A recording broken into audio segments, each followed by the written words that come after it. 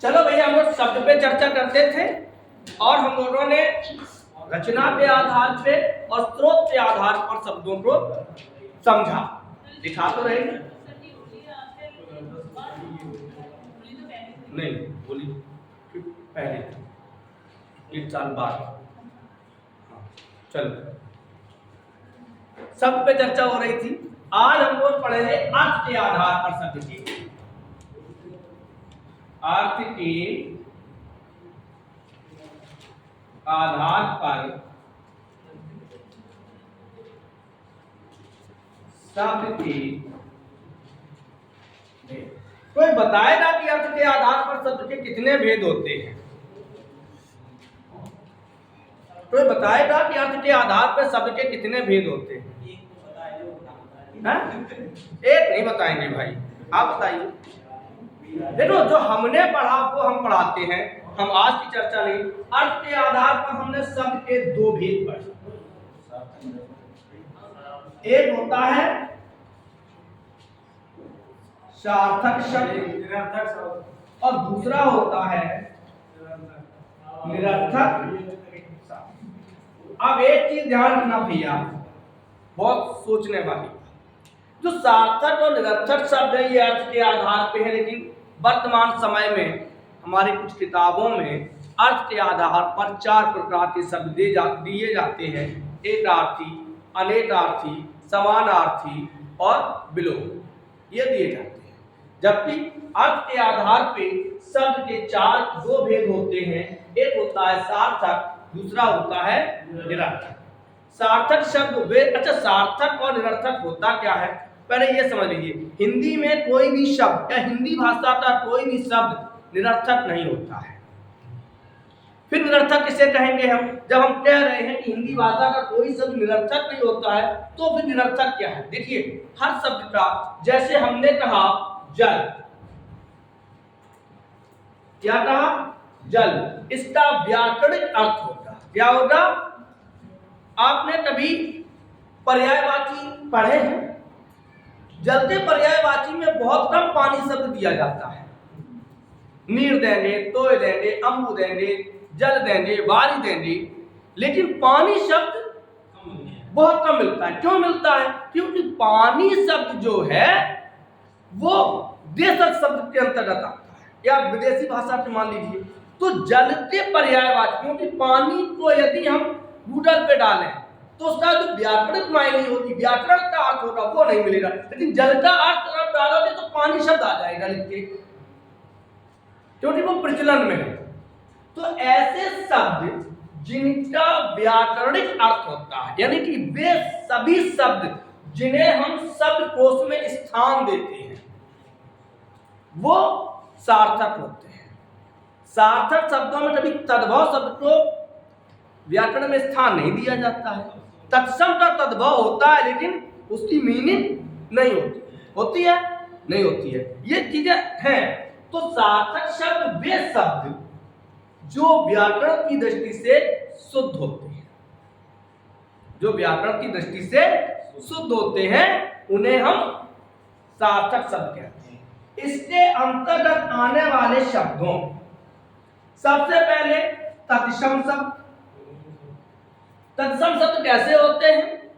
सार्थक होते हैं। हस्त, पद, पैर, ये हैं, सार्थक होते हैं। अच्छा, एक चीज बताओ, जैसे शब्द हमने कहा पद, एक पद हो गया, एक पैर हो गया, एक पांव हो गया, एक हो गया घोड़े। इनका घोड़े तोड़ दे तुम आए हम।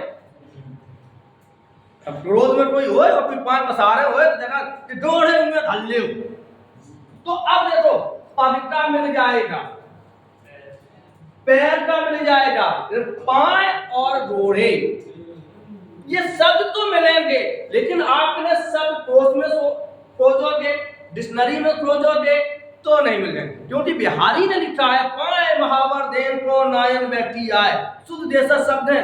पाए महावर देन को नायन बैठी आए, फिर जान महावरी एड़ी मीड़क जाए। उन्होंने देशज शब्द से अपना दोहा बनाया, जबकि अब वहां अर्थ भी होगा, लेकिन पद हमें कहां मिलेगा? शब्दकोश में, और डिक्शनरी में आप तुम 5 शब्द ढूंढो नहीं मिलेगा। पाया मिल जाएगा, क्या मिल जाएगा? पाया। लेकिन पाए नहीं मिलेगा, गोढ़े मिलेगा, नहीं मिलेगा। तो ऐसे शब्द जो व्याकरण की दृष्टि से अशुद्ध होते हो, यानी कि जिन्हें व्याकरण में स्थान न दिया जाए, वे शब्द निरर्थक होते हैं। टाने नहीं मिले। तो पहला कैसा होता है? तत्सम। फिर आता है देखिए विलोम शब्द।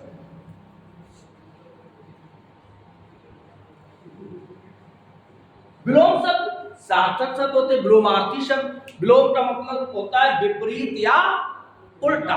देखो हम केवल समझा रहे, आप लिखा नहीं रहे, तो कोशिश कर रहे कि आपको ऐसी चीज मिल जाए कि अगर कहीं आ भी जाए शब्द तो आप उसको कर दीजिए। तो विलोम शब्द, विलोम का मतलब होता है उल्टा, उल्टा का मतलब विपरीत। अब एक चीज सुन लीजिए, विलोम शब्द, विलोम का अर्थ होता है विपरीत। अच्छा अब बताओ, उल्टा जो सार्थक है नहीं है, ये सार्थक नहीं है लेकिन चलन में है, चलन में है कि नहीं है? तो सब उलट हो सकता है। उलट पलट के लंका जारी, पलट उलट पलट के तुलसी ने लिखा है शब्दावली में, उलट पलट के लंका जारी। लेकिन यहां पे जो विपरीत या विलोम, ये सार्थक शब्द है। उल्टा कैसा हो जाएगा? क्योंकि इसका व्याकरण में आप शब्दकोश में नहीं मिलेगा। मिलेगा हो सकता है किसी और मीनिंग में, जैसे के सामने लिखो हुए विपरीत का अर्थ उल्टा, विलोम का अर्थ उल्टा, क्योंकि हमारे चलने में है, लोगों को समझ में आ जाएगा। समझ आ रहा? तो विलोम शब्द कैसा शब्द है? सार्थक शब्द है। कैसा है? सार्थक। अब विलोम कितने प्रकार के होते हैं? तो विलोम 3 प्रकार से बनते हैं। कितने प्रकार से बनेंगे? 3 प्रकार से। सबसे पहले होता है स्वतंत्र विलोम।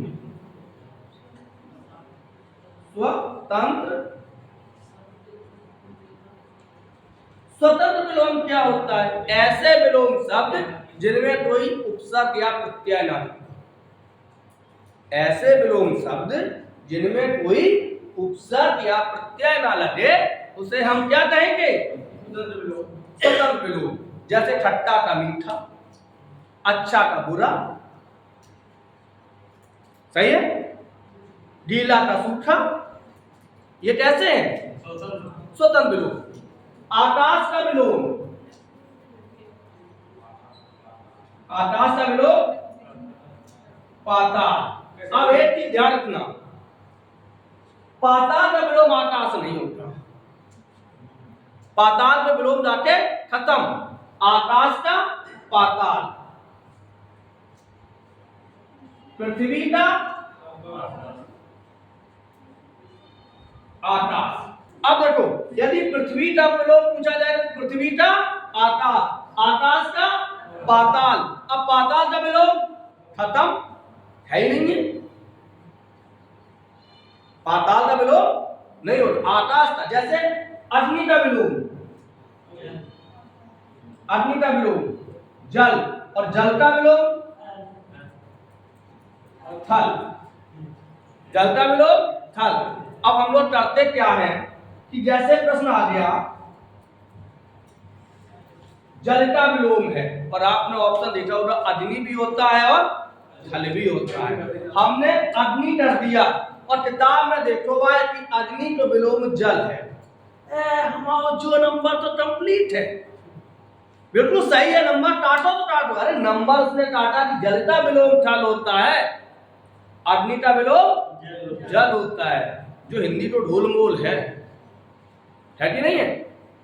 अग्नि का विलोम अंबर, अग्नि का विलोम अंबर, भू का विलोम भू एक शब्द का है, भूटा विलोम।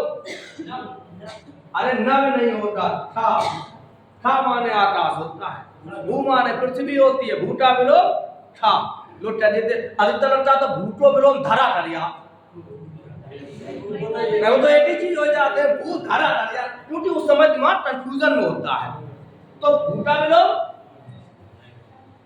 पृथ्वी का विलोम, गगन का विलोम, धरती का विलोम आकाश, धरती का विलोम बादल, हाँ धरती का विलोम बादल, धरती का विलोम बादल आएगा, आसमान नहीं आएगा। बादल तो कहूँगा आसमान, अरे उससे क्या मतलब है? तद्भव पूछा जाएगा तो तद्भव ही बताया जाएगा। यदि एक को गाँव है, एक का विलोम, एक का अनेक, ऑप्शन में एक को दो आएगा, नहीं एक का अनेक। अब दो का भी मतलब अनेक होता है। हिंदी में वचन दो ही होते हैं, एक वचन और बहुवचन। एक वचन जो केवल एक का बोलकर आए, अब वो डेढ़ हो जाए तो बहुवचन हो जाए भाई, एक से अधिक तो एक का विलोम अनेक। और अनेक अधिकतर तो लोग लिखिए अनेक का विलोम आ जाए अनेकों। अरे भाई अनेक तो अपने आप में बहुवचन है, सही है।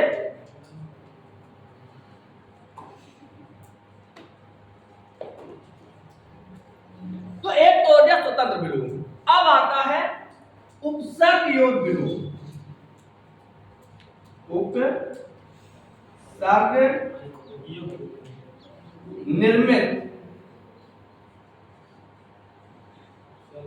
विलोम, उपसर्ग निर्मित विलोम। अच्छा उपसर्ग किसे कहते हैं?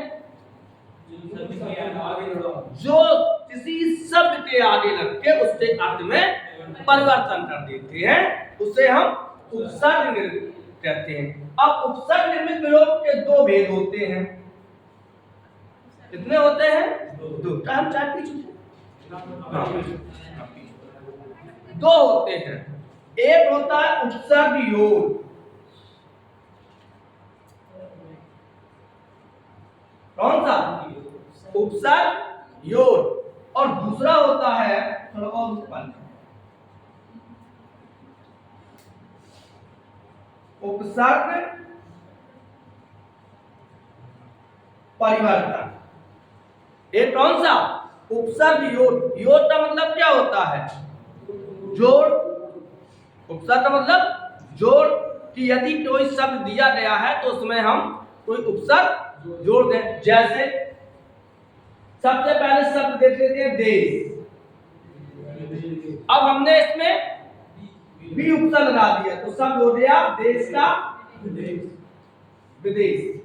देश का प्रदेश नहीं होता, देश का विदेश, हाँ देश का विदेश। जैसे शब्द है जन्म, अब उपसर्ग लगा दो अजन्म। जैसे शब्द है चल, अचल।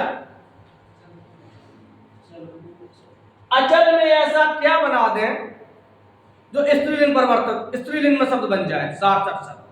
अचल में हम क्या कौन सा प्रत्यय लगाएं जो ये स्त्रीलिंग शब्द बनते अर्थ परिवर्तन करते?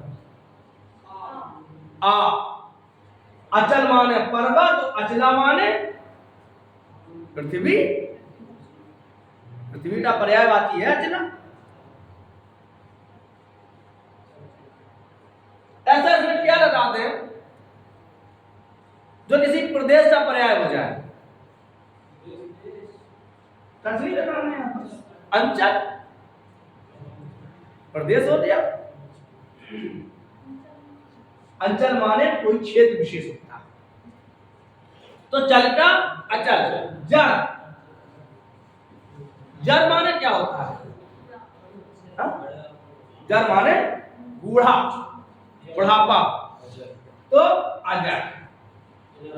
अच्छा एक चीज और बताओ, एक शब्द आता है जाए में, मतलब तो शब्द खराब है कि मेट ले, मिट ले। शब्द था अजर और अजर, अजर और अजर में क्या अंतर है? अजर माने जो बूढ़ा ना हो और अजर माने आंधा न द्रवो सुदशरथ अजर बिहारी। तो उपसर्ग योग जैसे देशता विदेश, जन्मता अजन्म, चलता अचल, ये कैसे हो गए? उपसर्ग योग। अब आता उपसर्ग परिवर्तन। यहां क्या होता है? यहां शब्द वही रहता है, जैसे शब्द है देश, शब्द क्या है? देश। तो हमने पहले एक उपसर्ग लगा दिया स्व, स्वदेश शब्द बन गया, और इसको विपरीत बनाने के लिए स्व का विलोम पर, परदेश। कूल, प्रतिकूल, अनुकूल, अनुकूलता, प्रतिकूल, सही है। तो ऐसे शब्द जो उनमें केवल उपसर्ग परिवर्तन होता है उन्हें हम उपसर्ग परिवर्तन विलोम कहते हैं। तो विलोम शब्द के कितने अभी तो दो बचे। पहला स्वतंत्र विलोम, दूसरा उपसर्ग निर्मित विलोम। इसके दो भेद होते हैं, एक तो उपसर्ग जोड़ के, दूसरा उपसर्ग परिवर्तित करके। तीसरा आता है लिंग परिवर्तन।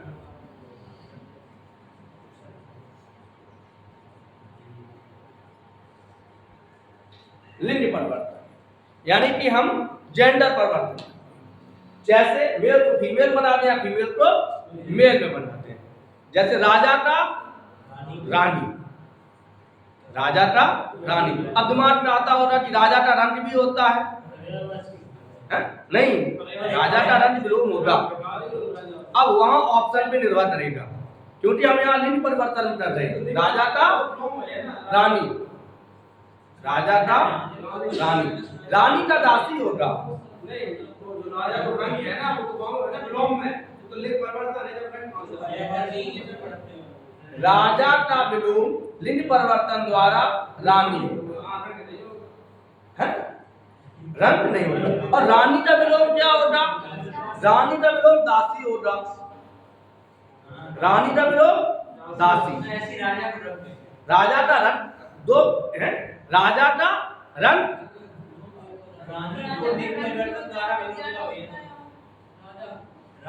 रानी का लिंग परिवर्तन द्वारा राजा आएगा, वो उल्टा होगा। आगे देखते हैं, जैसे हाथी का हथनी, लड़का का लड़की, स्त्री का पुरुष। अब कुछ विलोम ऐसे होते हैं जिनमें लिंग परिवर्तन तो विलोम करते हैं, लेकिन उसमें नर और मादा शब्द डाल देते हैं। जैसे शब्द आ जाए भालू, अब बोलिकी नहीं करी हो, नर भालू मादा। चील, नर चील माया। अब तुम जाता हो चिन्ना साहब चील को चिली कर देंगे हम तो, है तो चिली नहीं हुई है, चील को नर चील मादा चील। नहीं, कौवा का नर कौवा मादा कौवा, कोयल का नर कोयल मादा कोयल। अब कौवा का कौवी थोड़ी नहीं हुई है ना, कोयल तो कोयली हुई है भाई, नर कोयल मादा कोयल। कुछ ऐसे होते, जैसे शेर का शेरनी हो जाएगा, लेकिन गीदड़ का गीदड़नी हो जाएगा, सियार का सियारनी हो जाएगा, लिंग परिवर्तन हो जाएगा। अब मछली को तो नर मछली मादा मछली, ये नर मादा लगा। कुछ शब्द ऐसे होते हैं, जैसे कबूतर कबूतरी हो जाएगा, कबूतर का कबूतरी, चिड़ा का चिड़ी, हाँ चिड़ी, लेकिन चिड़िया का नर चिड़िया मादा चिड़िया, गौरैया नर गौरैया मादा गौरैया। तो लिंग परिवर्तन से हो जाएगा। आगे बढ़े, तो विलोम शब्द ये भी सार्थक है, आगे और देख लेते हैं। फिर आता है आपका अनेकार्थी शब्द, ये भी सार्थक शब्दों में है, अनेकार्थी शब्द।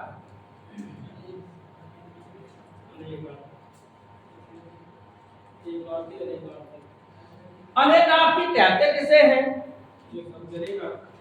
ये शब्द के एक से ज्यादा अनेक अर्थ होते हैं, और सबसे ज्यादा अनेकार्थी आप लोग श्लेष अलंकार में सभी अनेकार्थी शब्दों का प्रयोग होता है अधिकतर अनेकार्थी शब्द। तो जो शब्द एक से अधिक अर्थ देती है और वो भी सार्थक, क्योंकि सार्थक शब्द है तो सार्थक ही अर्थ देंगे। खम्मा ढेर परे है, हाँ खम्मा ढेर सकता। अनेकार्थी जो है एक से अधिक अर्थ देते हैं, जैसे सारंग ले सारंग चली कर सारंग की शब्द है सारंग। इसके कौन कितने अर्थ हैं बताओ? लड़ाई का था। सारंग माने दीपक,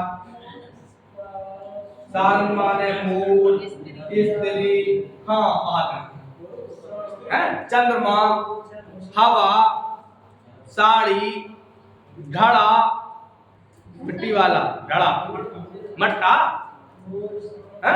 तो सारंग के तमाम अर्थ हैं। नाखून, चंद्रमा, हाथ, तो सारंग के बहुत अर्थ हैं। अंक,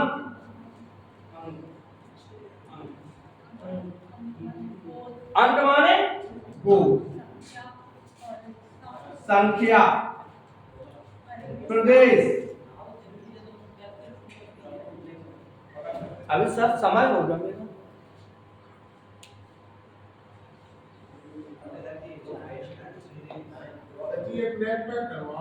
महीना भर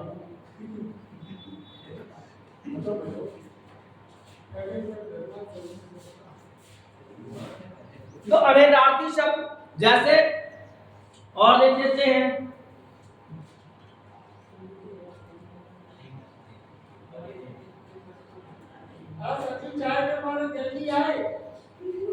मूल, मूल माने एक तो कोई प्रमुख होता है और दूसरा जड़, जड़। तो जो शब्द एक से अधिक अर्थ देते हैं उन्हें हम अनेकार्थी शब्द कहते हैं। ये लिखवाएंगे हम बाद में, पहले केवल समझ लीजिए। अनेकार्थी के बाद आता है समानार्थी शब्द। ये भी सार्थक के अंतर्गत आएगा। समानार्थी शब्द यानी इन्हें हम पर्यायवाची कह सकते हैं। समानार्थी को क्या कहते हैं हम? पर्यायवाची। देखिए चार तो पढ़ चुके हैं लगभग हम लोग।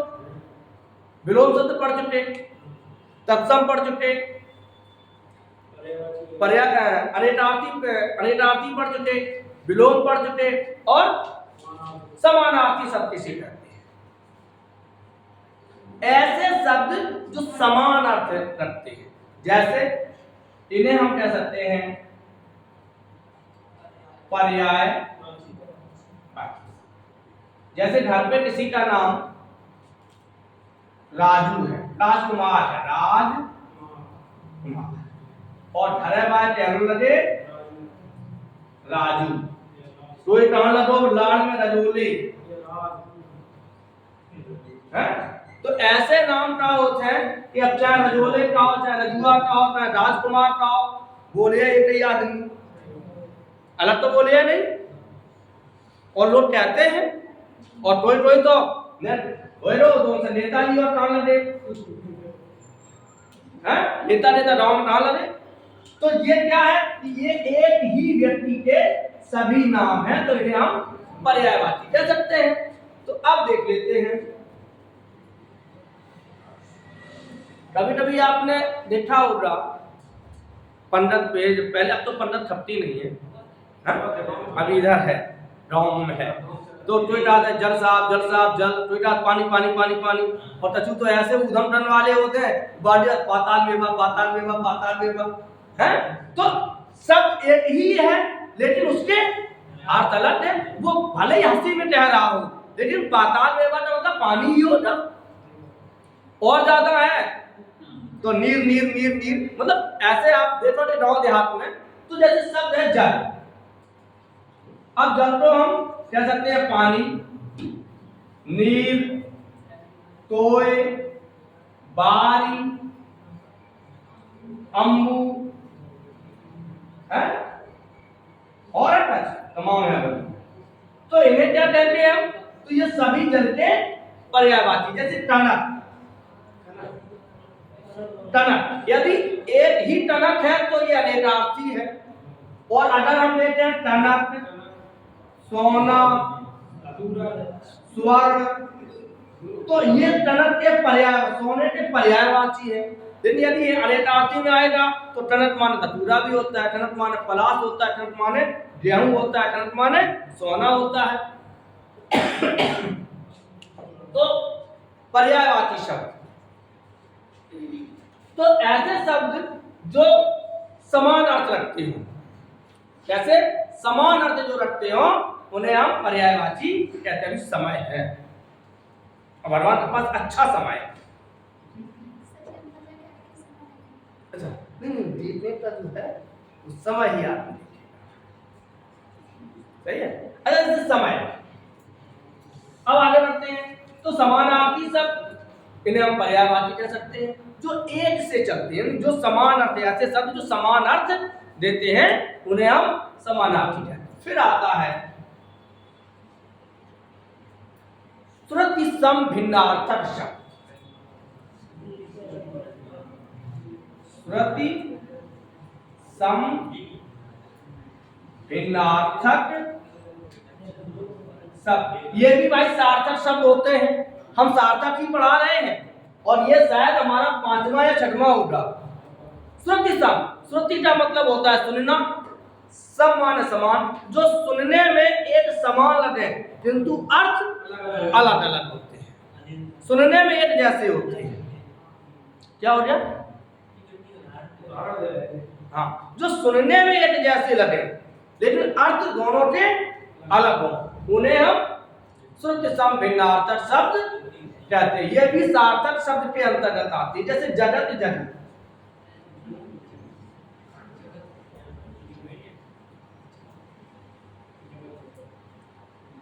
अचर अजर, अजर अजर, अनल अनिल, जरा जरा, पास वो आने लगे जरा जरा, ये गीत आया था है? तो अब जरा माने होता है थोड़ा, नहीं जरा माने होता है बुढ़ापा, और जा माने होता है थोड़ा। ये जरा है और ये जरा है, ये जरा है ये जरा है। गीत सुनोगे तो वो जरा कहता है, पास वो आने लगे जरा जरा, जरा जरा नहीं कहता है। तो ये जरा का मतलब ये घोड़ा क्यों लग गया, थोड़ा लग गया, थोड़ा ना घोड़ा लग गया। तो अनल, अनिल ये भी आया था शायद, अनल माने ये भी आया था, ये भी आया था। अनल माने बोलो आठ, और अनिल माने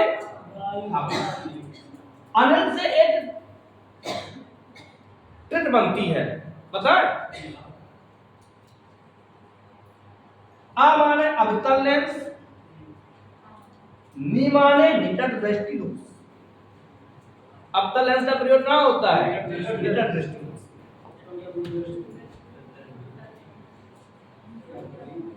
अजर अजर, अजर माने जो बूढ़ा ना हो, और अजर माने आनंद। जगत माने संसार, और जगत माने कुआ की पक्की वो चबूतरा जो होता है जहां घड़ा रखा जाता है। कुआ के भी भाग होते हैं, चलो बता दें। ये तो कुआ बनाइए, ये गिराई है। जब यहाँ पे हम खड़े हो, ये चीज है ये वाली, इस पे हम पटिया जो रखते हैं, वहां जहां घड़ा रखते हैं वो शब्द कहलाता है परिघट। वो क्या है? जहां से हम पानी को लेते हैं उसको कहा जाता है घाट, और जहां पे हम घड़ा रखते हैं, पानी घड़े में डालते हैं, वो कहलाता है पनघट। और जहां हम लोग चढ़ के बैठ जाते हैं लोग कुएं पे, कुएं की जगत पर जो बैठते हैं मुरेड़ टाइप की होती है, उसे कहते हैं जगत। जगत जगत में क्या हो तो जीभ दांतन के पास आ जाए, जगत जीभ दब जाए, जगत।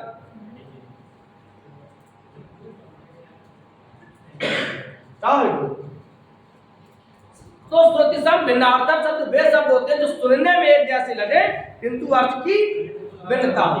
जैसे अंक अंक अंक अंक बताओ। एक तो हम समा अंत माने समाप्त, इस अंत माने समाप्त होता है। अंत माने नीचा, अंत माने नीचा।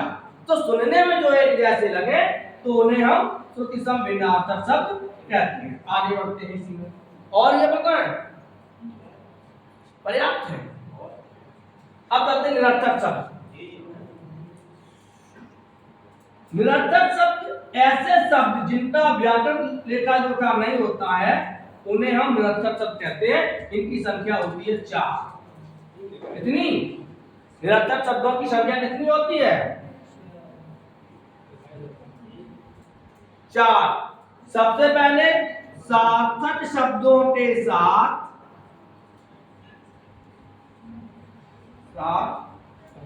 आने वाले निरर्थक शब्द, ऐसे शब्द जो सार्थक शब्दों के साथ ही आते हैं। जैसे रोटी ओटी, अगर हमें रोटी ओटी बनाने जाए, रोटी तो है, ओटी का है, क्योंकि सार्थक शब्दों के साथ है। पानी आनी, चाय वाय, ये क्या है? यहाँ हुआ, यहाँ यहाँ हुआ, हुआ क्या है? कुछ नहीं है। लेकिन ये समझते, इसके बाद जो शब्द है, जैसे ओटी शब्द आ जाता है, ओटी होती है, देशा शब्द है ओटी। जब हम लोग चाशनी गुड़ बनाते हैं तो ओटी ही ली जाती है, ओटी होती है। हम लोग क्या देते हैं? ओटी, ओटी ही होती है। तो रोटी ओटी, चाय वाय, पानी आनी है, तो सार्थक शब्दों के साथ आने वाले। फिर आता है स्वतंत्र निरर्थक शब्द। स्वतंत्र निरर्थक शब्द, इन्हें हम देशा शब्द कहते हैं। डब्बी, इन्हें क्या कहते हैं? डब्बी। व्याकरण दृष्टि में नहीं मिली है, मिली है, गांव के देशा शब्द मिली। तो जो देशा शब्द है वो हम स्वतंत्र निरर्थक शब्दों के अंतर्गत ले लेते हैं। लोटा देशज है लेकिन निरर्थक है, होता है। प्रोमुड़िया, मेला मिलती, प्रोमुड़िया, खंजड़ी, अब इन्हें कहती मड़ी जात है। तो ऐसे शब्द जो स्वतंत्र निरर्थक होते हैं। दूसरा आता है ध्वन्यात्मक निरर्थक शब्द।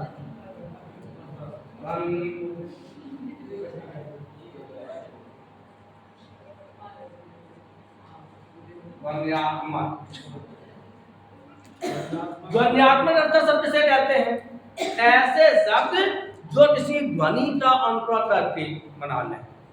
जैसे पटपट से पटपटाना, थर-थर से थरथराना, टप-टप से टपटपाना, ची-ची से चिचियाना, ये है ध्वन्यात्मक है। फिर है अनुप्राणात्मक शब्द।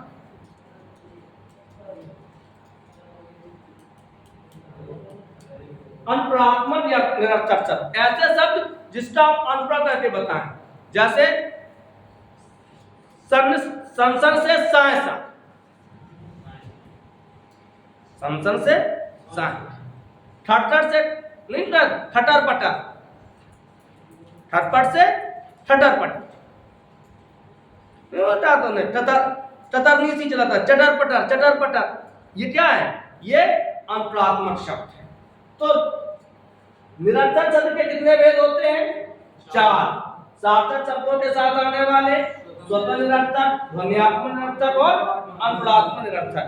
सार्थक शब्दों के कितने भेद हैं? गिनती नहीं है। कौन कौन से मैं लिखे दे रहा हूं, तब तक सभी आ रहे हैं। नंबर 1 तत्सम बोला था हमने, नंबर 2 विलोम बोला था, नंबर 3 पर्यायवाची या समानार्थी, समानार्थी, फिर बोला था एकार्थी, अनेकार्थी, सूक्ष्मार्थी, भिन्नार्थक शब्द, श्रुतिसम भिन्नार्थक शब्द। हाँ, एक देखो सूक्ष्मार्थी भिन्नार्थक शब्द, सूक्ष्म, सूक्ष्मार्थी, निरार्थक शब्द, ये भी निरर्थक है, ये सार्थक है। इन्हें सुनने में ये एक जैसे होते हैं लेकिन बहुत सूक्ष्म अर्थ होता है। जैसे जल और पानी, ये कैसे है? जल और पानी। पुष्प और फूल, फूल तो मरने के बाद होता है। कोई कहा था शंकर जी हम पानी चढ़ा जाए, जल पानी तो नाले का भी होता आता, तो ये सूक्ष्मार्थी शब्द है। फिर आता था आपका हाँ वाक्यांश आपकी, वाक्यांश भी सार्थक शब्द के अंतर्गत आएंगे। जैसे अंकुश, पाथे, ये कैसे है? चलो आज इतना ही, कल हम लोग चलेंगे प्रयोग के आधार पर शब्द के भेद। तब तक के लिए भैया राधे राधे। आशा करते हैं कि समझ में आया होगा, थोड़ा बहुत लिखाएंगे बाद में।